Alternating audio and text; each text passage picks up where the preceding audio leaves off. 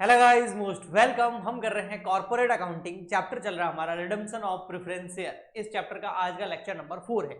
Lecture number 3 के अंदर हमने कंपनीज की जो बैलेंस शीट होती है उसका फॉर्मेट बनाना सीखा था। वो फॉर्मेट हमारे आज काम आएगा। आज हम रिडम्पशन ऑफ प्रेफरेंस शेयर का एक न्यूमेरिकल क्वेश्चन सॉल्व करेंगे, जिसमें हम रिडम्पशन की जनरल एंट्रीज करेंगे एंड उसके बाद रिडम्पशन के बाद में आफ्टर रिडम्पशन हम न्यू बैलेंस शीट बनाएंगे कंपनी की। वैसे कंपनी की बैलेंस शीट ऐसी नहीं होती है। ये आपको जो क्वेश्चन में बैलेंस शीट दे रखी है, ये नॉर्मल बैलेंस शीट दे रखी है जो पार्टनरशिप या सोल प्रोप्राइटरशिप में बनती है। आपको इस बैलेंस शीट को आफ्टर रिडम्पशन कन्वर्ट करना है, जो कि बैलेंस शीट बनती है कंपनीज की एज पर schedule number 3 part number 1 of companies act 2013। आइए हम क्वेश्चन पढ़ते हैं। यहां लिखा हुआ था, following is summarised balance sheet of Suresh limited on 31 मार्च 2016 की आपको बैलेंस शीट दे रखी है। इसमें आपको 1 लाख इक्विटी शेयर दे रखे हैं। ध्यान से समझना, जो मैं पढ़ा रहा हूं तभी समझ में आएगा। तो 1 लाख इक्विटी शेयर दे रखे हैं, 10 रुपए का एक है और 8 रुपए कॉल्ड अप है। तो अभी अनकॉल्ड अप कितना है, 2 रुपए। तो 2 रुपए पर शेयर और 1 लाख शेयर पर 2 रुपए, यानी कि 2 लाख रुपए फाइनल कॉल के बाकी है, वो हमें मंगाने होंगे। तो पहले हम, आपको पता ही है भाई, हमने रिडम्पशन ऑफ प्रेफरेंस शेयर की कंडीशन पढ़ी थी ना लेक्चर नंबर 1 के अंदर। तब मैंने आपको बताया था, अगर पार्टली पेड शेयर है तो पहले उसको फुली पेड किया जाएगा, फिर उसका रिडम्पशन हो सकता है। वैसे ये इक्विटी शेयर है, ठीक है, इसका रिडम्पशन हम कर नहीं रहे हैं, लेकिन इसमें भी 2 रुपए अभी बाकी है कॉल मंगाने। फिर है 60,000 12% प्रेफरेंस शेयर ऑफ 10 ईच, 10 रुपए का एक है और 8 रुपए कॉल्ड अप है, यानी कि 2 रुपए यहां पर भी प्रेफरेंस शेयर के भी कॉल्ड अप नहीं है। तो हमें फाइनल कॉल जो है वो मंगवानी है। कैपिटल रिजर्व में 2 लाख रुपए पड़े हैं। वैसे भी रिडम्पशन के अंदर हम कोई भी कैपिटल रिजर्व का यूज करते नहीं है। सिक्योरिटी प्रीमियम में आपके 1,20,000 रुपए पड़े हैं। अगर रिडम्पशन प्रीमियम पे किया तो इस पैसे का हम यूज कर सकते हैं। जनरल रिजर्व और पीएनएल का यूज हम सीआरआर बनाने में कर सकते हैं, कैपिटल रिडम्पशन रिजर्व बनाने में कर सकते हैं, अगर हम रिडम्पशन करें out of profit, okay, out of divisible profit. Creditors पड़े हैं, ओके, नेट एसेट इन्वेस्टमेंट पड़े हैं, स्टॉक पड़ा है, डिवेंचर्स नहीं होंगे, ये डेटर्स होंगे, ओके, डिवेंचर्स गलत लिखा हुआ है, डिवेंचर्स नहीं है, ये क्या है, डेटर्स। तो डेटर्स हमारे पास में कितने पड़े हैं, 2,30,000 का डेटर्स, ओके, है ना, ओके। बैंक में पड़ा है हमारा 20,000 रुपए। अब नीचे हम पढ़ते हैं ये बोल क्या रहा है, इन डेटा का हमें क्या करना है। सबसे पहले ये बोल रहा है, ऑन 1 अप्रैल 2016, 31 अप्रैल 2016 की बैलेंस शीट है, और जस्ट उसके अगले दिन हम क्या कर रहे हैं, the company made final call on it's equity and preference shares was paid by the all share holder. भाई देखो, 2-2 रुपए इक्विटी शेयर होल्डर पर और प्रेफरेंस शेयर होल्डर पर फाइनल कॉल के बाकी थे ना, वो मंगवा लिए कंपनी ने, और उसके बाद सब लोगों ने पे भी कर दिए। तो हम सबसे पहले क्या करें, ये वाली जो कॉल बाकी है इसकी जनरल एंट्री कर लेते हैं, ताकि हमारे शेयर जो है वो फुली पेड हो जाए। उसके आगे हम फिर क्वेश्चन पढ़ेंगे। तो मैं यहाँ पर जनरल का फॉर्मेट बना देता हूँ और हम एंट्री डाल देते हैं, ओके। हाँ, ये आ गया आपका journal, date, particular, LF, debit, credit. First entry हो जाएगी हमारी, ड्यू की एंट्री होगी ना पहले, ओके। तो हम पहले इक्विटी शेयर ड्यू कर देते हैं। तो equity share final call account debit to equity share capital.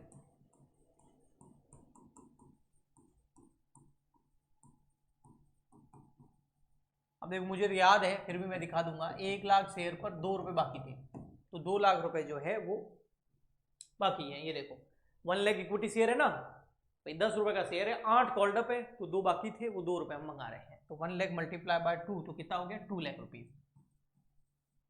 ये हो गई इक्विटी शेयर पर फाइनल कॉल ड्यू, ओके जी। तो नरेशन में लिख दो, फाइनल कॉल ड्यू, ओके। अब क्या करेंगे सर, अब इसकी पेमेंट की एंट्री कर दो बैंक की। तो bank account debit,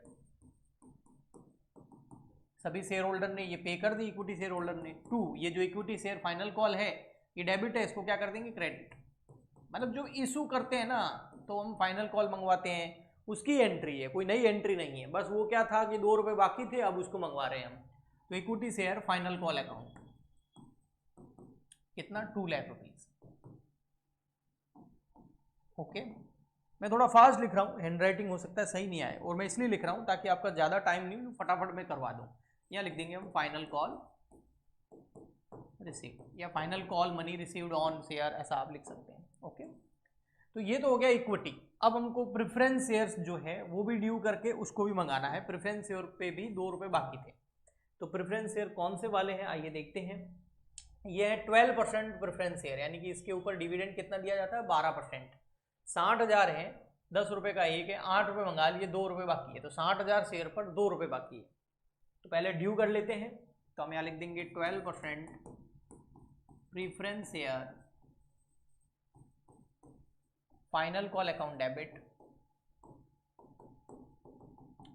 to preference share capital, to 12% preference share capital. 12% इसके साथ आएगा, क्योंकि प्रेफरेंस शेयर पे आपको बताया ना डिविडेंड की रेट क्या होती है, फिक्स होती है। कितना, 60,000 मल्टीप्लाई बाय 2, तो कितना हो गया 1,20,000 रुपये। यस, तो हम जो शेयर्स हैं उनको क्या कर रहे हैं, फुली पेड कर रहे हैं। ओके, यहां लिख दो आप final call due on preference share 2 rupees per share on 60,000 shares, पूरा बना के लिख सकते हो। 4th number, bank account debit, पैसा आ रहा है और सभी शेयर होल्डर ने पे कर दिया, ऐसा क्वेश्चन में लिखा हुआ है। 2, ये जो 12% preference share final call debit है, इसको क्या कर देंगे, क्रेडिट।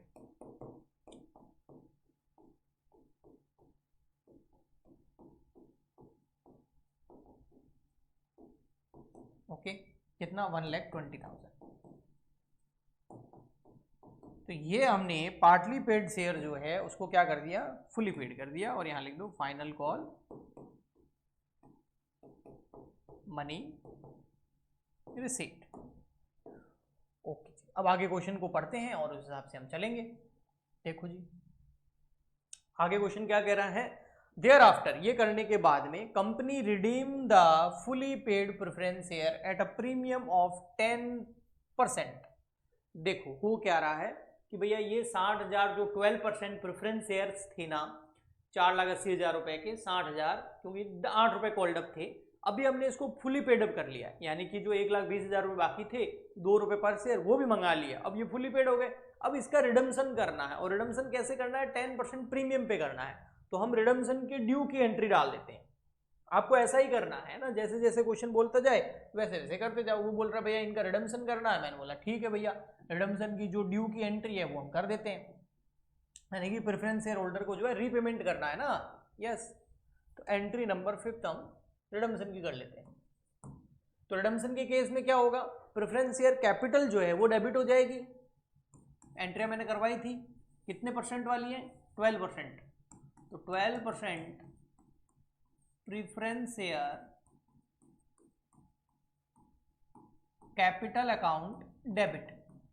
ओके, कितने शेयर है, 60,000 शेयर है, एक शेयर कितने रुपए का है, 10 रुपए का, 8 रुपए पहले मंगा लिए थे, 2 अभी मंगा लिए, तो पूरे 10 रुपए। तो कितने रुपए कैपिटल के पे करने हैं, रीपे करने हैं प्रेफरेंस शेयर होल्डर को। भाई प्रेफरेंस शेयर होल्डर जो है ना, उनसे हम शेयर्स ले लेंगे और उनको उनका पैसा वापस लौटाएंगे, लेकिन प्रीमियम पे करना है। तो प्रीमियम जो है रिडम्पशन के टाइम कंपनी के लिए एक तरह का लॉस होता है। क्यों, क्योंकि देखो भैया शेयर्स लेने हैं और पैसा देना है, और पैसा हम ज्यादा देंगे तो डेबिट कर देंगे यहां पर, premium on redemption of preference share 12% preference shares, तो वो कितना हो जाएगा भैया, 10 रुपए का 10% कर लो तो 1 रुपया पर शेयर, 60,000 इंटू 1 कर लो तो हो जाएगा 60,000, या फिर जो ये फेस वैल्यू है 6 लाख, इसका सीधा 10% कर दो तो वो भी 60,000 हो जाएगा। तो टोटल बना के अभी हमको प्रेफरेंस शेयर होल्डर को कितने पैसे देने हैं, 12% प्रेफरेंस शेयर होल्डर को, प्रेफरेंस शेयर होल्डर को हमको देने हैं 6,60,000 रुपए, जिसमें 6 लाख उनकी कैपिटल के देने और 60,000 रुपए हम प्रीमियम पर रिडम्पशन कर रहे हैं तो उसके देने हैं। तो यहां हो जाएगा रिडम्पशन जो है वो क्या हो गया, ड्यू। पूरा बना के लग सकते हो, 12% preference share redemption due on इतने शेयर फलाना, ठीक है। तो रिडम्पशन ड्यू मैं ओनली इतना ही लिख रहा हूं। ओके जी, अब क्या करना है भैया, शेयर होल्डर को टोटल 6,60,000 रुपए देने हैं। अब ये 6,60,000 रुपए आएंगे कहां से, अगर हम out of divisible profit redemption करें तो 6 लाख रुपए के लिए, इसके लिए हम सीआरआर बनाएंगे और इसके प्रीमियम की व्यवस्था कर देंगे, ठीक है। और अगर हम नए शेयर इशू करके उससे जो पैसा आएगा तो फिर हमें सीआरआर बनाने की जरूरत नहीं होगी। अगर न्यू फ्रेश शेयर इशू करके हम इनको पेमेंट करेंगे, भाई पहले नए शेयर इशू कर दी मार्केट में, वहां से पैसा जो आएगा वो प्रेफरेंस शेयर होल्डर को देंगे, तो फिर सीआरआर बनाने की जरूरत नहीं है, इसके लिए केवल प्रीमियम की व्यवस्था करनी होगी। और अगर पूरा का पूरा रिजर्व से लेंगे तो फिर इसके 6 लाख के लिए सीआरआर बनाना पड़ेगा। बट कई बार क्या होता है कि आधे नए शेयर इशू कर दिए, कुछ नए शेयर इशू कर दिए और कुछ रिजर्व का यूज कर लिया, तो उस केस में जितने नए शेयर इशू कर रहे हैं उतने के लिए आपको सीआरआर बनाने की जरूरत नहीं है, लेकिन जो रिजर्व से पैसा निकालोगे उसके लिए आपको सीआरआर बनाने की जरूरत है। तो सर हमें कैसे पता चलेगा कि क्या करना है? तो वो क्वेश्चन के अंदर लिखा हुआ होगा बेटा, और तो कैसे पता चलेगा? तो देखो यहां पर ये लिखा हुआ है, इन ऑर्डर टू पे ऑफ, हाँ बिल्कुल पेमेंट करना है ना, हाँ पे of the preference share holder, बिल्कुल अभी हमने ड्यू किया 6,60,000 रुपए देने। The company sold it's investment, सबसे पहले तो भैया कंपनी के पास में लिक्विडिटी की कमी है, लिक्विडिटी मतलब कैश की कमी है, और उस कैश की कमी को दूर करने के लिए कंपनी क्या कर रही है, अपनी इन्वेस्टमेंट बेच रही है। और कितने में बेच रही है? 4,40,000 रुपए में इन्वेस्टमेंट बेच रही है। चलो इन्वेस्टमेंट बेचने की एंट्री कर लेते हैं। इन्वेस्टमेंट है कितने के? 4 लाख रुपए के। और इन्वेस्टमेंट एक एसेट है, और ये एसेट गई, खत्म हो गई, और एसेट को अगर खत्म करना हो, कम करना हो तो क्रेडिट करते हैं, तो यहाँ इन्वेस्टमेंट अकाउंट हो जाएगा क्रेडिट, कितने से? 4 लाख से। अच्छा, इस इन्वेस्टमेंट को बेचने से कितने रुपए आए? इस इन्वेस्टमेंट को बेचने से 4,40,000 रुपए आए, तो बैंक अकाउंट डेबिट हो जाएगा। यस बिल्कुल, कोई डाउट ही नहीं। तो बैंक अकाउंट डेबिट। तो भैया देखो 4 लाख रुपए की चीज बेची हमने, कितने में? 4,40 में, तो 40,000 रुपए का हमको क्या हो गया? फायदा हो गया। और जो बेटा फायदा होता है ना वो हमेशा क्रेडिट होता है, एज पर nominal rule, all expenses and losses are debit, all incomes and profits are credit. तो फायदा अगर आपका क्रेडिट होगा तो उसको या तो आप पीएनएल में ट्रांसफर कर दो, और उसके बाद आप डायरेक्ट इनडायरेक्टली कहाँ ट्रांसफर करोगे? कैपिटल रिजर्व में। कैपिटल रिजर्व में वैसे ऐसी चीजें ही तो जाती है, एसेट बेचने से जो प्रॉफिट हो गया वही तो जाता है। ओके, ये बैलेंसिंग फिगर। तो ये हमने इन्वेस्टमेंट भेज दी है, तो आप यहां नरेशन में लिख सकते हो इन्वेस्टमेंट सोल्ड। इन्वेस्टमेंट क्यों बेचे? इन्वेस्टमेंट इसलिए बेचे ताकि लिक्विडिटी की कमी को दूर किया जा सके। लिक्विडिटी का कमी का मतलब क्या हो गया? जो भी पैसों की कमी है, कैश की कमी जो है, पैसों की नहीं, कैश की कमी जो है। बाकी इस अब ऐसा नहीं है कि भैया ये 6 लाख में हमने 4,40,000 रुपए आ गए तो सीआरआर नहीं बनाएंगे, नए शेयर इशू नहीं, नहीं वो नहीं है। ये तो ओनली जो कंपनी के पास में कैश अवेलेबल है, लिक्विडिटी जो अवेलेबल है उसको बढ़ाने के लिए होता है। अगर रिडम्पशन जो करेंगे या तो हम रिजर्व से करेंगे, आउट ऑफ डिविजिबल प्रॉफिट, उस केस में सीआरआर बनेगा, और नए शेयर इशू करेंगे तो सीआरआर नहीं बनेगा। आधे नए शेयर इशू करेंगे, आधा करेंगे वैसे, तो आधे के लिए जो है सीआरआर बनेगा, आधे के लिए नहीं बनेगा। तो वो अभी भी मैं कह रहा हूं क्वेश्चन के ऊपर डिपेंड करता है। तो आइए हम पढ़ते हैं। देखो यहां लिखा हुआ है एंड इशू, और क्या किया? Issue 2008% preference share. अभी हम रिडम्पशन कर रहे हैं 12% प्रेफरेंस शेयर का, नए प्रेफरेंस शेयर इशू कर रहे हैं 8% वाले, और कितने में कर रहे हैं? 100 रुपए में कर रहे हैं।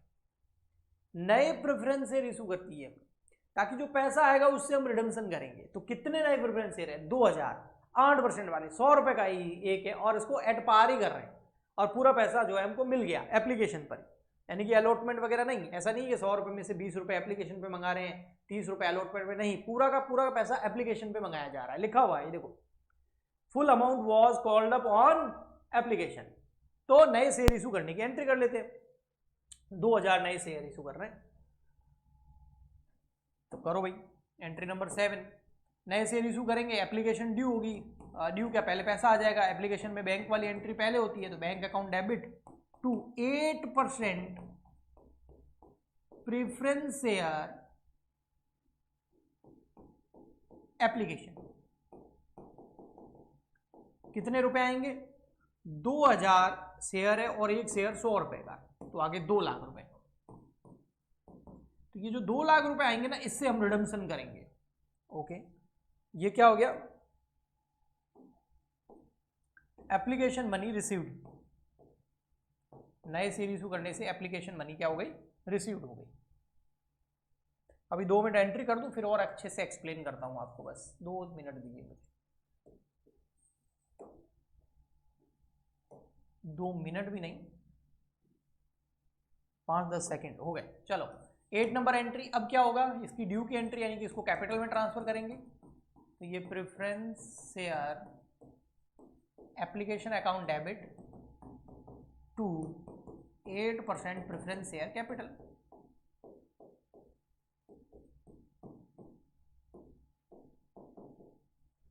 दो लाख यहां लिख देंगे। Application money transfer to capital account या शेयर कैपिटल अकाउंट। अब देखो हुआ क्या सर, देखो कितने रुपए चाहिए आपको प्रेफरेंस शेयर होल्डर को, जो आपको देने हैं किसके, जो आपको देने हैं कैपिटल के, वो कितने देने हैं टोटल 6 लाख। 6 में से नए शेयर इशू कितने कर दिए 2 लाख। तो इधर देखना, आप समझना मैं क्या कहना चाह रहा हूं। टोटल मुझे 6 लाख रुपए देने हैं कैपिटल के और प्रीमियम के देने हैं 60,000 रुपए प्रीमियम। अब प्रीमियम की व्यवस्था तो हम कहां से कर सकते हैं, सिक्योरिटी प्रीमियम से, जनरल रिजर्व से, पीएनएल से, डिविडेंड इक्वलाइजेशन रिजर्व से, वहां से हम इस 60,000 रुपए निकाल देंगे। चाहे आप नए शेयर इशू करो, चाहे आप सीआरआर बनाओ यानी कि out of divisible profit redemption करो, या नए शेयर इशू करके करो, या कन्वर्जन से करो, प्रीमियम की व्यवस्था तो करनी पड़ेगी। लेकिन ये जो कैपिटल के देना ना, इसमें से हमने क्या किया, न्यू शेयर इशू कर दिए कितने 2 लाख रुपए। तो अब इसका मतलब आउट ऑफ डिविजिबल प्रॉफिट मैं कितना रिडम्पशन करूंगा भाई, 6 में से 2 लाख रुपए के तो नए शेयर इशू कर दिए, तो आउट ऑफ डिविजिबल प्रॉफिट कितना रिडम्पशन होगा, 6 में से 2 गए 4 लाख, और 4 लाख के लिए क्या बनेगा सीआरआर। और वो सीआरआर कहां से बना सकता हूं, जनरल रिजर्व से बना सकता हूं, पीएनएल से बना सकता हूं, डिविडेंड इक्वलाइजेशन रिजर्व से बना सकता हूं, और अदर रेवेन्यू रिजर्व से बना सकता हूं, बट मैं कैपिटल रिजर्व का यूज नहीं कर सकता। आपको पता ही है, वो मैं पहले ही समझा चुका हूं आपको। ओके, तो आइए अब 4 लाख रुपए के लिए हम सीआरआर बनाते हैं। अब सीआरआर बनाने के लिए हमको बैलेंस शीट में देखना पड़ेगा हमारे पास कौन कौन से रिजर्व है। तो देखो भैया, यहां ये रहे रिजर्व, कैपिटल रिजर्व का यूज कर नहीं सकता, सिक्योरिटी प्रीमियम का यूज सीआरआर बनाने में नहीं कर सकता, प्रीमियम की व्यवस्था करने में कर सकता हूं, जनरल रिजर्व का यूज कर सकता हूं बिल्कुल, पीएनएल का कर सकता हूं। ओके, तो जनरल रिजर्व कितना पड़ा है 2.5 लाख रुपए, तो 2.5 लाख रुपए मैंने जनरल रिजर्व से ले लिए। एंट्री नंबर 9, सीआरआर कितना बनाना है, कैपिटल रिडम्पशन रिजर्व 6 लाख का नहीं बनाना है, कितना बनाना है, ओनली 4 लाख।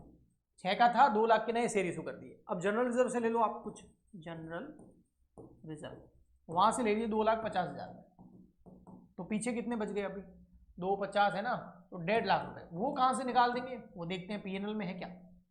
हाँ बिल्कुल, पीएनएल में कितने पड़े हैं 4 लाख रुपए, वो 4 लाख में से मैंने 1.5 लाख ले लिए पीएनएल में। अब थोड़ा सा है ना यहाँ हिसाब किताब का आप लोग ध्यान रखना पड़ेगा, नहीं तो प्रॉब्लम हो जाएगी। तो ये क्या कर दिया, सीआरआर क्रिएट कर दिया।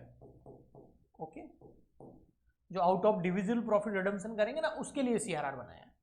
अब देखो भाई, यहां जनरल रिजर्व 2.5 लाख थे, पूरे के पूरे 2.5 लाख यूज कर लिए सीआरआर बनाने में, तो जनरल रिजर्व 0 बन गया। 4 लाख थे, इसमें से 1,50,000 यूज कर लिए, तो 4 में से 1 गया 3, 3 में से 50 गए 2.5, अब 2.5 बच गए। कैपिटल रिजर्व पूरा पड़ा है 1,20,000 रुपए। ओके, नई बैलेंस शीट जब बनाएंगे ना, तो ये चीज हमारे काम आएगी। आइए आगे बढ़ते हैं नेक्स्ट एंट्री में। अब क्या करें सर, प्रीमियम की व्यवस्था कर लो। प्रीमियम की व्यवस्था सबसे पहले आप सिक्योरिटी प्रीमियम अकाउंट से कर सकते हो, बिल्कुल सबसे पहले कहां से कर सकते हो, सिक्योरिटी प्रीमियम अकाउंट से। तो चलो सिक्योरिटी प्रीमियम चाहिए कितना, 60,000 रुपए का, अभी बताया ना मैंने आपको, देखो 60,000 रुपए का प्रीमियम चाहिए।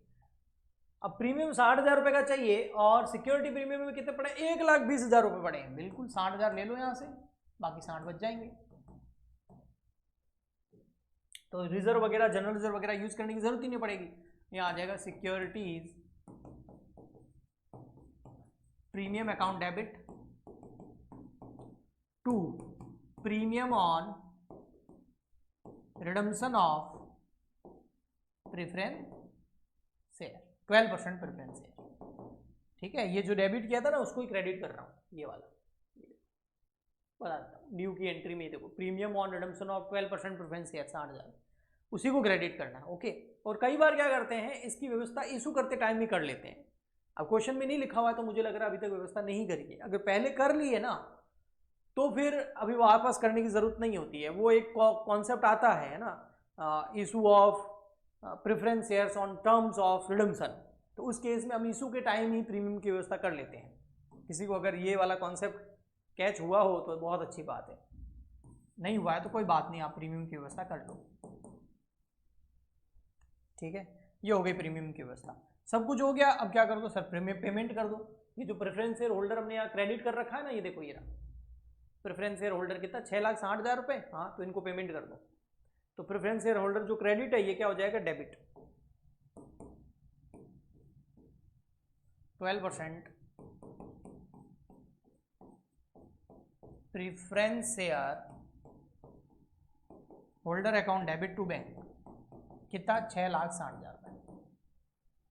अब नई बैलेंस शीट बनाऊंगा ना उसमें आपको मजा आएगा देखो, क्योंकि बैलेंस शीट का फॉर्मेट हमने प्रीवियस लेक्चर के अंदर देखा हुआ है।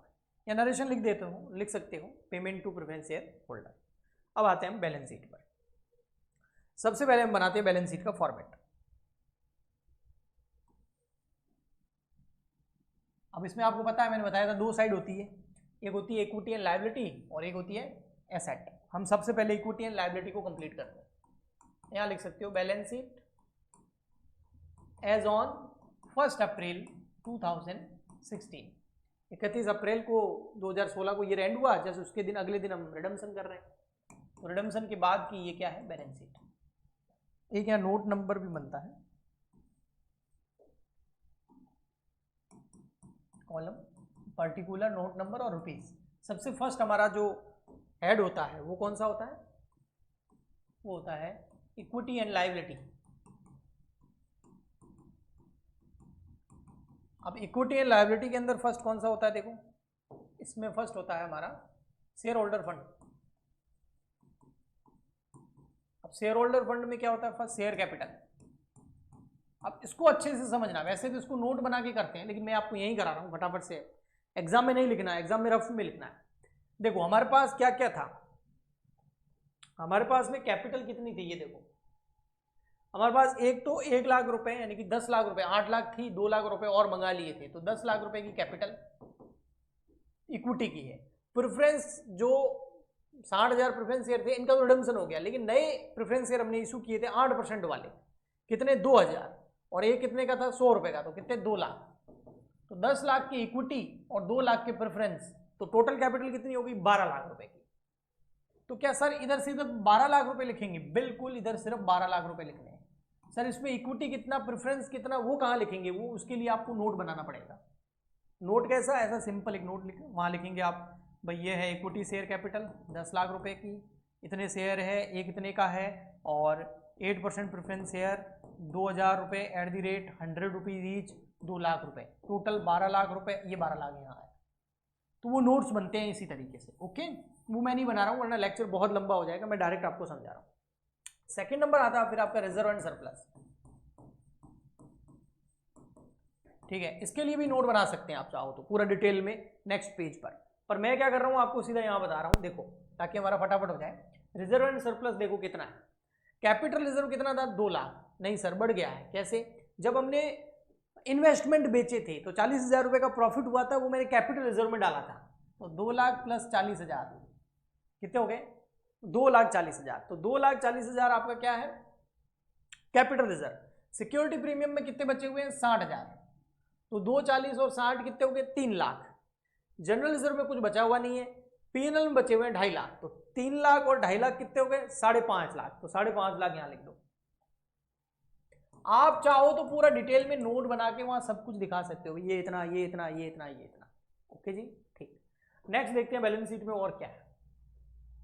नेक्स्ट बैलेंस शीट में हमको दे रखे हैं, ये सब कुछ हो गया क्रेडिटर्स, हाँ, तो मैं पूरी कोई बैलेंस शीट नहीं बनाऊंगा, जो चीजें मुझे यूज करनी है बस वही हेड लिखूंगा। तो सेकंड हेड है यहाँ जो एप्लीकेशन मनी पेंडिंग अलॉटमेंट वो है नहीं, थर्ड नंबर नॉन करंट, इसमें लायबिलिटी कुछ है नहीं, तो सीधा मैं फोर्थ नंबर पे चला जाऊंगा करंट लायबिलिटी। अब करंट लायबिलिटी में भी कौन सा है, ये क्रेडिटर्स है, यानी कि trade payable, C number trade pebbles,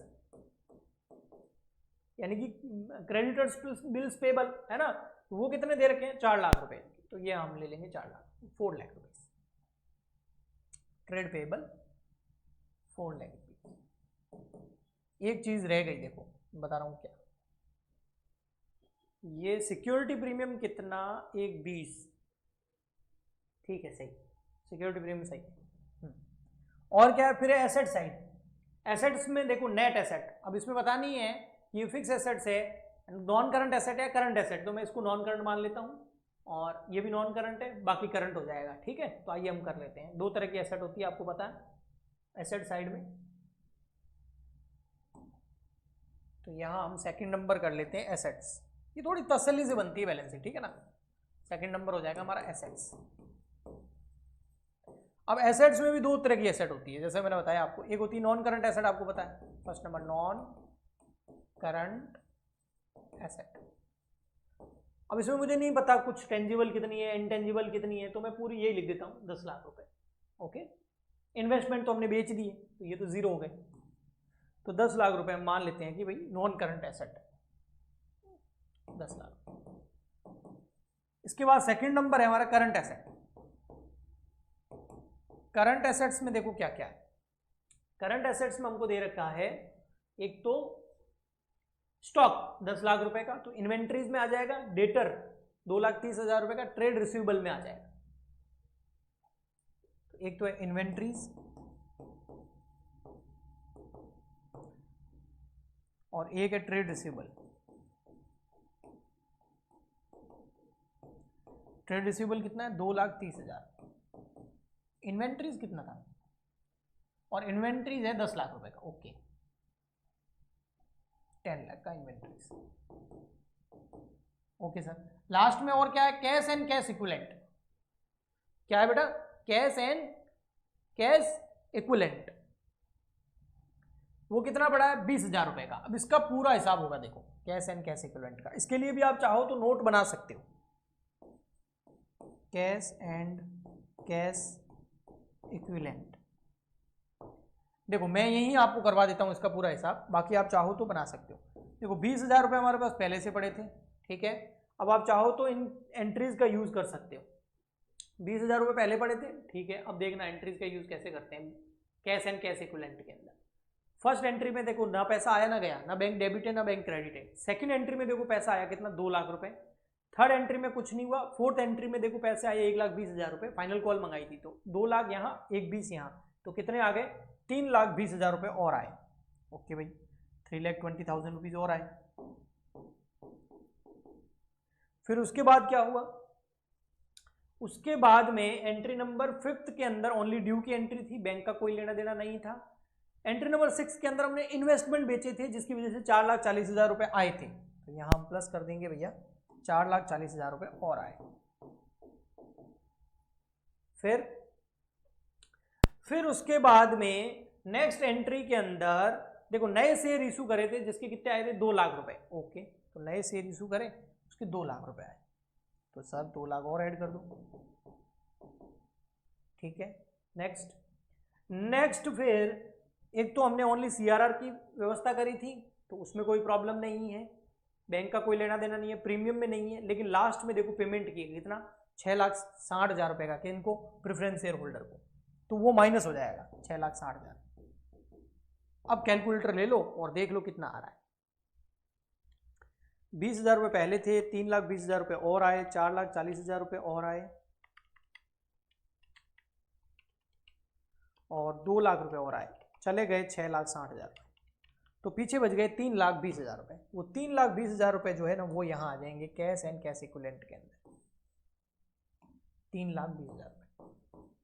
अब आप एसेट और लायबिलिटी साइड की टोटल कर लो, अगर वो बराबर आ रही है तो इसका मतलब आपका आंसर सही है। एसेट यहाँ से है, तो 10 और 10 20, 10 lakh plus 10 lakh plus 2,30,000 plus 3,20,000, तो ये रहा 25,50,000, 25,50,000, ठीक है, ओके।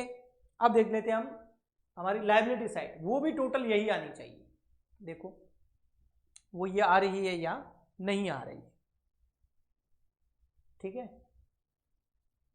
तो 12 लाख प्लस 5,50,000 प्लस 4 लाख, ये 21,50,000 आ रही है, तो टोटल सही नहीं आ रही, इसका मतलब कुछ हमने गड़बड़ करी है। अब गड़बड़ क्या करी है मैं बताता हूँ आपको। देखो यहां देखो ये CRR बनाया था, कैपिटल रिडम्पशन रिजर्व, कितना बनाया था, कितना बनाया था CRR, 4 लाख रुपए का। तो ये कैपिटल रिडम्पशन रिजर्व ये भी एक तरह का रिजर्व है, यस। तो ये भी रिजर्व में जाके क्या होगा, ऐड, तो 550 प्लस 4 लाख, तो 5,50,000 प्लस 4 लाख, टोटल हो गया 9,50,000। तो रिजर्व कितना आएगा, 950। अब कोई बोले सर ये 950 आपने रिजर्व ले दिया, अब इसमें से जनरल रिजर्व कितना, प्रीमियम कितना, कैपिटल रिजर्व कितना, तो बेटा उसके लिए नोट बनाओ, नोट ही बनेगा, यहां कहीं नहीं आया, यहां तो टोटल आती है। ओके, तो 12 लाख प्लस 9,50,000 प्लस 4 लाख, तो यह 25,50,000।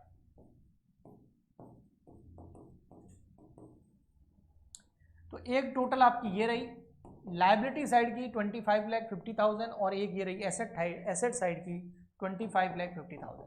तो दोनों साइड की टोटल बराबर आ गई है, इसका मतलब आपने कोई मिस्टेक नहीं करी है, एकदम सही किया है। तो बैलेंस शीट में तो इतना ही शो करना होता है, लेकिन जहां जरूरत होती है वहां आपको नोट जरूर बनाना चाहिए।